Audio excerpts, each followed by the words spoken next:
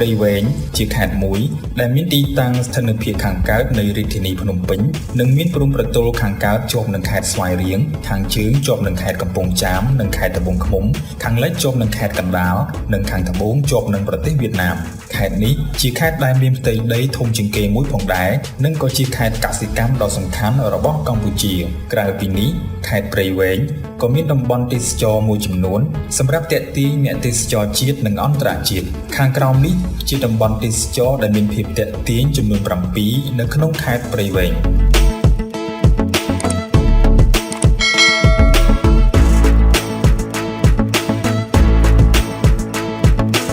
ទី1ទំនប់កំពង់ស្នេហ៍ទំនប់កំពង់ស្នេហ៍ឬអ្នកខ្លះហៅថាទូលពាន់តលៃបឹងស្នេហ៍មានទំហំផ្ទៃបឹងរហូតដល់ប្រមាណ100ហិកតាត្រូវបានបង្កើតជាតំបន់ការពារធម្មជាតិក្នុងគោលបំណងធានាការពារថែរក្សានិងការពារសោភ័ណភាពធម្មជាតិប្រព័ន្ធអេកូឡូស៊ីជីវៈចម្រុះនិងវប្បធម៌ព្រមទាំងជួយផ្ដល់ផលិតផលនិងសេវាកម្មធម្មជាតិសម្រាប់ការប្រើប្រាស់ប្រកបដោយនិរន្តរភាពក៏ដូចជាការថែរក្សាលំនឹងបរិស្ថានការពារនិងអភិរក្សធនធានធម្មជាតិសក្តានុពលតំបន់អភិរក្សបឹងស្នេហ៍សម្រាប់ទាក់ទាញភ្ញៀវទេសចរមកពីតាមបណ្ដារាជធានីនិងខេត្តនានាបានចាប់ផ្ដើមមកលុងនិងសម្រស់សត្វស្លាបបឹងស្នេហ៍ទូលពាន់តលៃនាពេលនេះមានដូចជាសត្វរនាខ្យងសត្វទង់សត្វខ្វែកសត្វទាព្រៃសត្វក្រសាសត្វប្រវឹកសត្វត្របកទំពាំងនិងប្រភេទសត្វកម្រជាច្រើនទៀតទំនប់កំពង់ស្នេហ៍គឺជាតំបន់អភិរក្សសត្វព្រៃមួយកន្លែងនៅក្នុងខេត្តព្រៃវែងដែលមានចម្ងាយ16គីឡូម៉ែត្រពីក្រុងព្រៃវែងស្ថិតនៅក្នុងឃុំធាស្រុកបាភ្នំ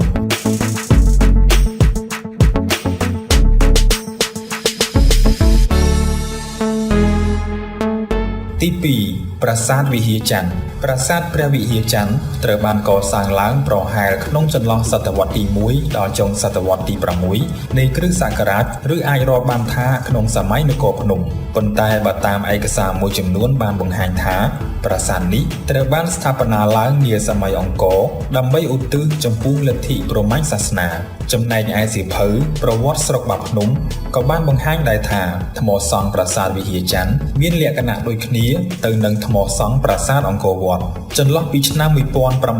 1975ដល់ឆ្នាំ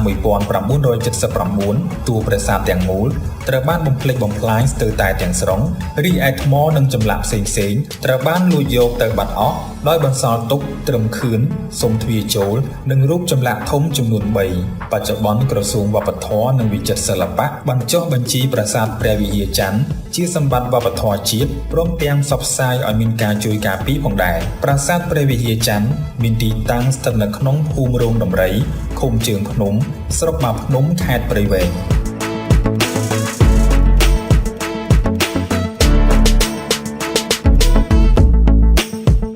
ទី3តំបន់ស្ទឹងចាតំបន់ស្ទឹងចាស្ថិតនៅក្នុងភូមិត្រពាំងរមាសឃុំជាចស្រុកកំចាយមាសខេត្តព្រៃវែងតំបន់នេះកំពុងមានការទាក់ទាញភ្ញៀវទេសចរយ៉ាងច្រើនកុះករទាំងក្មេងចាស់ប្រុសស្រីមកកម្សាន្តជារៀងរាល់ថ្ងៃ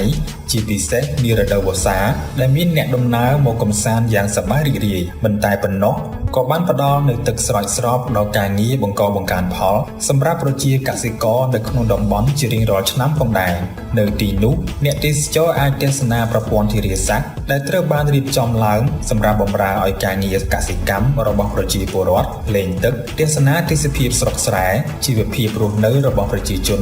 និងភ្លក្សអាហារឆ្ងាញ់ៗនៅទីនោះប្រព័ន្ធធារាសាស្ត្រទំនប់អាងទឹកអូចា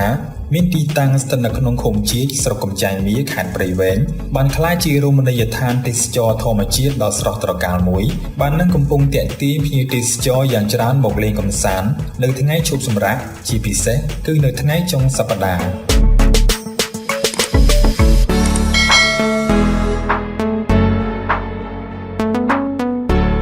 ទី4កន្លែងលំហែកាយចុងប៉មកន្លែងលំហែកាយចុងប៉មស្ថិតនៅក្នុងប្រភេទរមណីយដ្ឋានទេសចរកែច្នៃសម្រាប់ចំណុចសំខាន់ៗក៏ដូចជាភាពទាក់ទាញនៃតំបន់កំសាន្តចុងប៉មដែលធ្វើឲ្យភ្ញៀវទេសចរមានចំណាប់អារម្មណ៍នោះមានដូចជាដើរកំសាន្តដោយថ្មើរជើងស្ទូចត្រី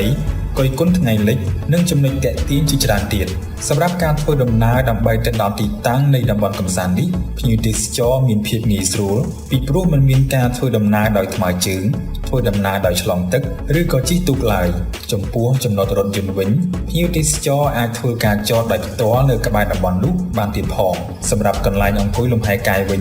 គឺពុំទាន់មានខ្យល់អង្គុយឬក៏តូបអង្គុយសម្រាប់ភ្ញៀវទេសចរនោះទេកន្លែងលំហែកាយចំប៉ោមមានទីតាំងស្ថិតនៅភូមិមួយសង្កាត់លាវក្រុងព្រៃវែងខេត្តព្រៃវែងនិងមានចម្ងាយប្រហែល1គីឡូម៉ែត្រពីរង្វង់មូលមិត្តភាព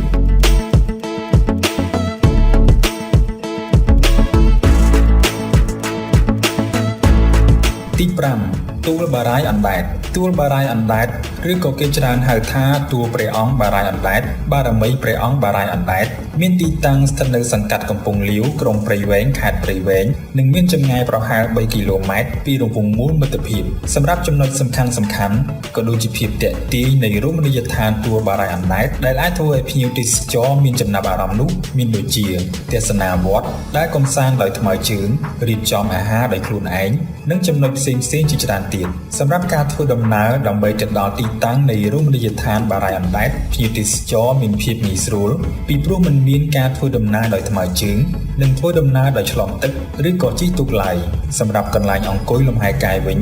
រមណីយដ្ឋានទួលបារាយអណ្ដែតគឺពុំទាន់មានខ្យល់អង្គុយឬក៏តូបអង្គុយសម្រាប់ភ្ញៀវទេសចរនោះទេទួលបារាយអណ្ដែតជារមណីយដ្ឋានបែបប្រវត្តិសាស្ត្រនិងមានប្រវត្តិជាយូរលង់ណាស់មកហើយនៅក្នុងខេត្តព្រៃវែង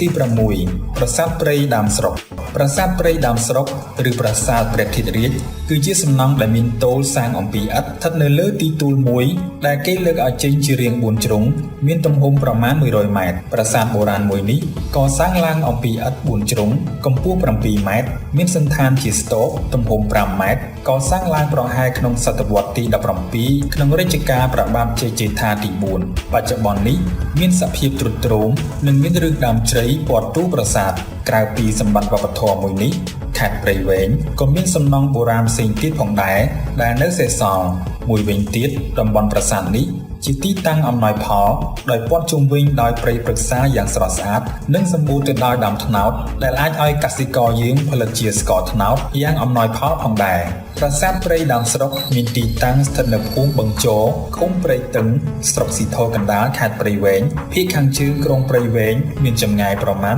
38គីឡូម៉ែត្រ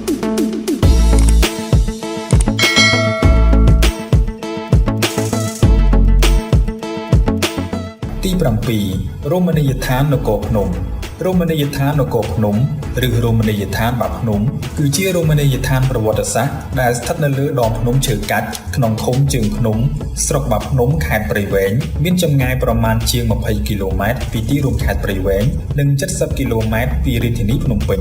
រមណីយដ្ឋាននេះមានបរិយាកាសធម្មជាតិខ្យល់បរិសុទ្ធព្រៃឈើនិងវាលស្រែពណ៌ខៀវស្រងាត់នៅជុំវិញរមណីយដ្ឋាននគរភ្នំគឺជាតំបន់ស័ក្តិសិទ្ធិមួយដែលប្រជាពលរដ្ឋរួមទាំងភ្ញៀវជាតិនិងអន្តរជាតិមកពីគ្រប់ទិសទីមកលេងកម្សាន្តជាប្រចាំមិនតែប៉ុណ្ណោះប្រជាពលរដ្ឋរស់នៅក្នុងតំបន់តែងតែមានការជួបជុំគ្នាដើម្បីប្រារព្ធពិធីបុណ្យឡើងអ្នកតាមួយមានឈ្មោះថាអ្នកតាមេសរមណីយដ្ឋានបាភ្នំមានភ្នំ4នៅផ្ដុំគ្នាដែលរួមមានភ្នំសំពៅភ្នំលាងភ្នំធំនិងភ្នំបញ្ជារមណីយដ្ឋានបាភ្នំមានផ្ទាំងថ្មរូងថ្មធំៗដែលជាដែនជម្រកសត្វព្រៃមួយចំនួនលាក់ខ្លួនបានហើយនៅជើងភ្នំមានវត្តមួយឈ្មោះថាវត្តភ្នំ